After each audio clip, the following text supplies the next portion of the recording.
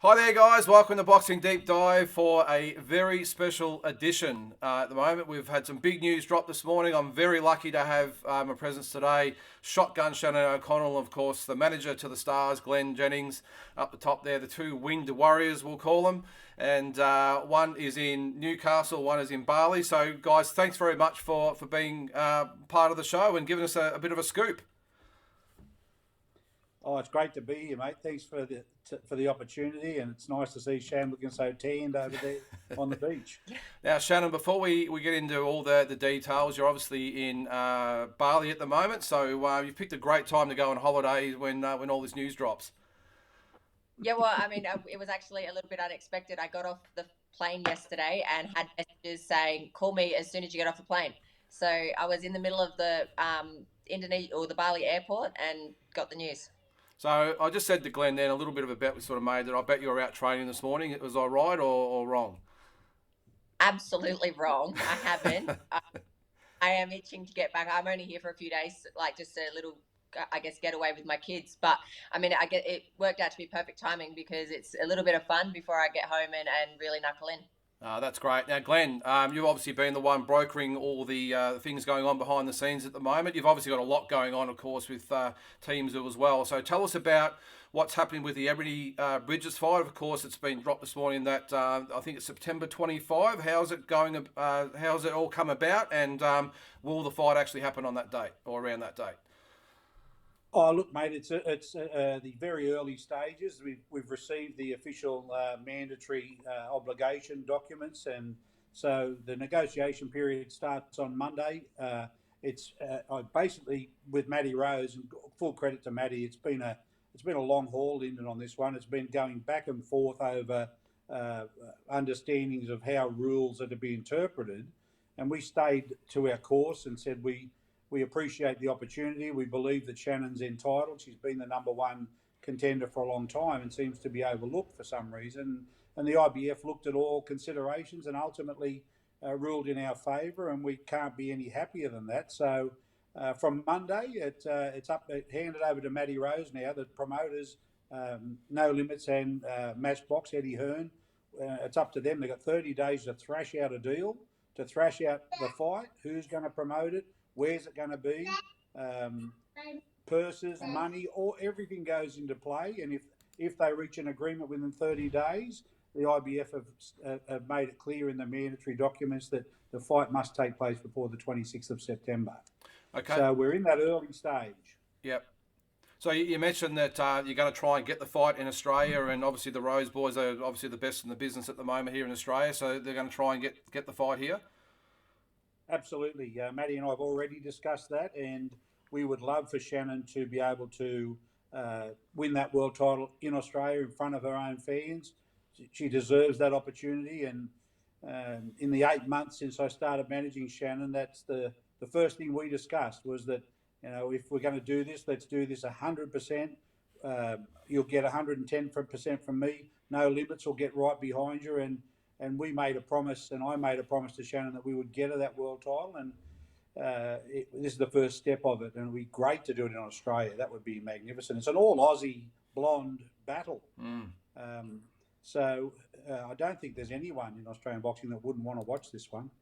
Yeah, well, Shannon, we'll go to you. So, I mean, you've obviously been going for this fight for quite some time now. Firstly, how great is it to be obviously under the tutelage of Glenn there, and obviously No Limit? We know you've done it tough over the years, but it must be great to have that team behind you now, and within the space of, like Glenn said, 8 months to be on the verge of another world title fight. Yeah, it's been huge. Like, I mean, having Glenn and No Limit behind me is like it's just been a whole different ride. Like, I mean, I've already experienced things even before I even had my first fight with them. I'd already experienced things that I'd never experienced as a pro, and I guess it made me realize that you don't really know what you're missing out on until you see the way it's really done. And I mean, unfortunately, it took 10 years for me to get to that level, but I also believe in timing. And I think, maybe if I had joined up with Glenn and No Limit 5 years ago, I might not have been as mature enough or ready to take all the steps that I've had to take and appreciate it as much as what I do because I've seen the other side of boxing. Better late than never, I suppose. So tell me about this. What are the thoughts this morning when the news has come out that Ebanie Bridges now has till September 25 to, like Glenn said, to make something happen? You know, it must sort of get the fires burning in the belly after a little bit of banter that's been going both ways. Yeah, for sure. Like nice. It's super exciting that the IBF came and, you know, understood where we were coming from. We were actually chasing this fight and to be made mandatory before Ebanie even won it. So, I mean, like, there's been a lot of people saying, oh, Shannon's just trying to write off Ebanie's name, but that's not true. I want that belt and I deserve a shot at that belt. It didn't really bother me who held it. If she didn't win it, we was going to be chasing Roman just as hard. So it's taken this long for it to happen, and I think it's a massive thing for women's boxing as well, because, you know, they don't generally make mandates in the women's, so hopefully this is the start of a lot of people getting shots that they probably deserve in other divisions. Glenn, yeah, that's a good point that Shannon made, because normally this is not the case, is it, where in the women's divisions where they're actually mandatories, they might be the number one ranked challenger, but they don't necessarily have to take the fight. I think that's the way I'm reading it. Has it been harder this way? Like the IBF, did they look at it in a special circumstance, or have they changed the rules, or how's this come about? No, it's not a change of the rules. I believe it's an interpretation of the rule. It appears to me that there is an ambiguity between the males and the females across most of the commissions in relation to mandatories. But the fundamental of a mandatory remains the same. It can't possibly be allowed to have the mandatory attached to a fighter. The mandatory must travel with the belt. Otherwise, potentially Shannon can sit at number one and the champion wins it on the 1st of January. They give them 12 months from the date of acquisition to fight for that title as a mandatory. Now, in the 10th month, they take a non-mandatory and they lose. The new champion now has 12 months and Shannon's still waiting for the mandatory. And so, and if that was to repeat over several years, Shannon could sit untouched and keep on fighting and winning at the number one position and never, ever get that shot. So when we pointed that out, and when we pointed out that there is an interpretation of that rule that could be read out in favour of us, the IBF, to their credit, had a good look at it and had discussions and said, you know what, we need to look at this. They did, and they ruled in our favour. So hopefully it's a precedent for other girls going forward, because it seems to me there's a lot of female champions that hold their belts for 5, 6, 7 years and have 2 or 3 fights. And I don't think that's fair to anybody that's working hard in the background, trying to get their rankings up, doing the hard work, finally getting there and then getting sort of overlooked. I think we lost Shannon for a sec there, but I think I'm just getting her back now, so hopefully we'll get her in. That Bali internet, eh? Where is she? Yeah, there she is. She's back. I can see a shadow of it. Oh, there she is. Are you okay, Shannon? We just said the old Bali hotel internet might not be the same as it is over here. Yeah, I actually turned my internet. At least you so great. At least you didn't freeze with a funny look on your face. It was okay. But so Shannon, with, as I said before, there's obviously been a little bit of spite sort of going backwards and forwards. Is there actual genuine spite there, or is it part of the fight makeup? Now that the fight hopefully will get made, are we going to see more of that, or are we just going to scale it back a little bit? Oh, look, to be honest, I mean, I think there's genuine dislike between us. I don't like her. I don't like her values. I don't like her morals. I've never met the girl in my life, and I don't like what she's about. She might be different away from the media. I don't know, but what I see of her, I'm not a fan. So anything being genuine and what I truly believe, I believe that I haven't really said anything out of line. You've obviously done a lot of media lately with different podcasts and everything else, where I know you've probably answered this question numerous times, but how do you react to when she says Shannon who? Look, it's funny. To me, it's no different. Like, if you're a champion, you know who your number one is. It's no different to Charlo saying Tim Kazoo. Like, it's dumb. You know who your mandatory is. If you don't, then you're not really a champion, because you should know who you want to defend it against. Glenn, you've obviously had a massive year with everything going on with the Zoo Boys as well. But you said before, what this means to Australian boxing. And I've been very vocal about that. But where do you think this falls in the scheme of things as far as all those big Aussie fights we've had in the last couple of years? Where do you think this one will fall? In that category. Look, I'm really proud of the fact that the women's boxing worldwide is red hot, and it's rare that you get, first of all, someone like Shannon, who's a veteran of the sport. She's been around forever and a day. She's done all the hard yards, and she gets to challenge against a relative novice who won a belt very, very early in her career. They're both Australian girls. They both have massive fan bases. They both have a lot to bring to the party in terms of entertainment. And on top of that, it's going to be a great scrap. So quite often, sadly, some of the girls' fights are big mismatches based on the fact that there is not the quantity or the quality throughout the rankings in the girls, because there's not as many competitors. It's just the law of numbers. So I'm excited the fact that this is, for me, I think this can potentially be the best female fight we've seen on Australian soil, because I think both girls, there's a bit of dislike there, and that's good. They both bring different styles, and that's good. And at the end of it, there's a big IBF blue belt waiting to come back to Queensland with Shannon. So we will leave no stone unturned. And make no mistake, this is only the first step in Shannon's belt chase. We are already pushing the limits for her to go around again and again, and we're coming for the lot. So this is step one, and we're excited, and we want all of Australia to get behind Shannon and support her through on this, because this is she deserves this. After what she's done and what she's achieved, she deserves this. And in some respects, I think it must feel like it's her time, and it's her time to shine on the big stage. And cracker of a fight coming up. I'm excited. I just hope Maddie and Eddie get it sorted very quickly, so we've got plenty of time to get Shannon camp and organised.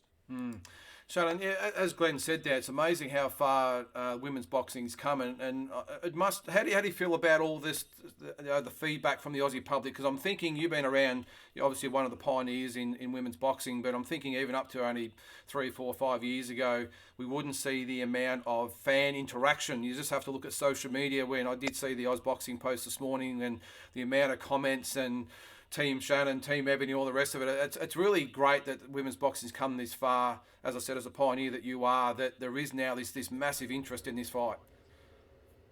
Yeah, I think it's great. I mean, so many people have messaged me and said, "Oh, like that's definitely worth the main event." 100%, it's worth the main event, and I believe that.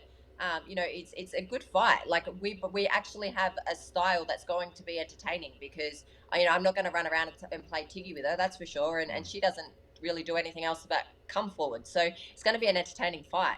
And her fight with Shannon Courtney proved that she's tough.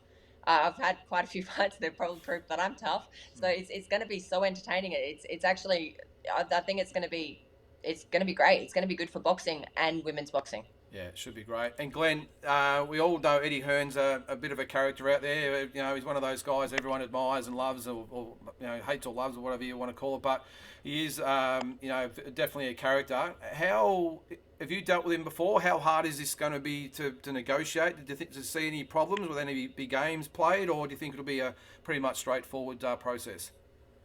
Oh, look, I think it should be fairly straightforward. I mean, Eddie's a businessman, and at the end of the day, they were planning. Ebanie's already in camp. They were planning a non-mandatory for October, and so there should be there's no roadblocks I see here, and the mandatory sort of forces their hand. So there's really two options, isn't there? There's Matty Rose is going to pitch hard for No Limits to put the show on as a main event here in Australia, as it's well deserved and should be.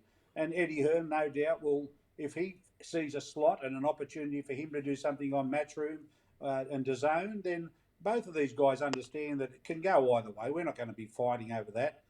This is a fight everybody wants to see, and the girls deserve to get it happening. So, I mean, there'll be normal games that go back and forth, and there'll be dates that'll be discussed. And ultimately, I hope they settle quickly, because the more time I can get for Shannon in her preparations with Gareth and Shara back at home, the better for us. And and the better for them. And that's ultimately, we want Ebanie to turn up in her best shape. We want Shannon to turn up in her best shape. And we want to put female boxing in Australia right up there, main event where it belongs. And gosh, I'm stoked for her. I just think she's a special athlete, and this is something that she deserves. Yeah, and hopefully the Rose boys get it. Of course, there's no limit because they've obviously done some massive things and great things for Australian boxing with especially with the Fox nights and all that sort of stuff. Last week's obviously was an awesome show as well. So, yeah, do you think it would be bigger in Australia, or do you think it would be bigger in England? She's obviously got a massive fan base over there. I believe Australia will win that hands down, based on the fact that these are two Aussie blonde bombshells in Australia. That's if you look at these two girls separately, they both represent what Australia athletes are all about. You know, they're both characters. They both bring a lot to the table, and they both can fight. And so I think Australia deserves this. I think Shannon deserves to fight this one here in Australia.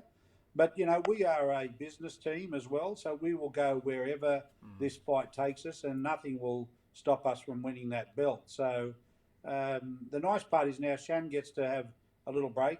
I get to have a little break, and we hand it over to Matty Rose and the Rose boys and let them go and do what they do best. And hopefully I'll keep everyone posted. The fan interaction's been amazing today. The phone hasn't stopped. The Australian press will kick off now, and let's build this up to what it is. It's an Aussie blonde battle, and it should be, and it's about as good as it gets for all of us and for women's boxing. Yeah, it'd be awesome. Now, Shannon, if Ebanie happens to be watching this episode, I'm sure she probably says she doesn't watch, but I think she'd be one of those people that would be scouring across all the different platforms. I'll make sure I tag her in it. By the way, what are you going to say to Ebanie Bridges when she watches this video, and what's in plan for her come later in the year? Well, look, I mean, there's not really much I can say to her other than the fact that she can't hide anymore. We're here, and kiss that belt every night of before you go to bed, because it's not going to be yours for long.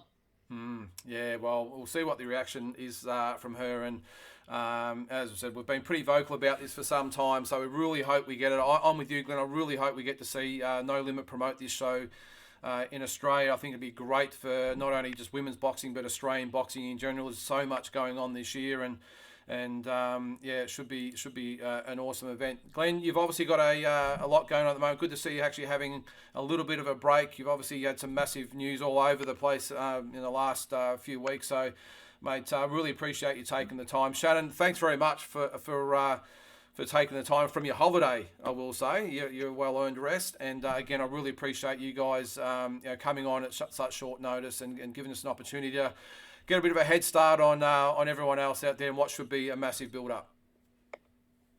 Good on you, mate. It's always a pleasure to talk to you, and we support your show all the way. So it's just great. Look at the smile on her face. That makes my day. Kids are obviously behaving themselves today, I would say. She's in a good frame of mind. They're being and stuff now. Oh, good stuff. But no, thanks again, guys. Really appreciate it. We're gonna get it out there and try and make a lot of noise about that, getting this fight in Australia. And I've got no doubt, Glenn, that the No Limit boys will get it across the line. Whatever they've said so far, they've managed to make happen. So I've got no doubt we'll hear some good news soon. And obviously, best of luck with the Zoo boys. I'm sure we'll hear a lot more about them coming up in the next few months as well. And again, thanks very much for tuning in. Thank you, Lyndon. Good to see you, mate. Thanks, guys.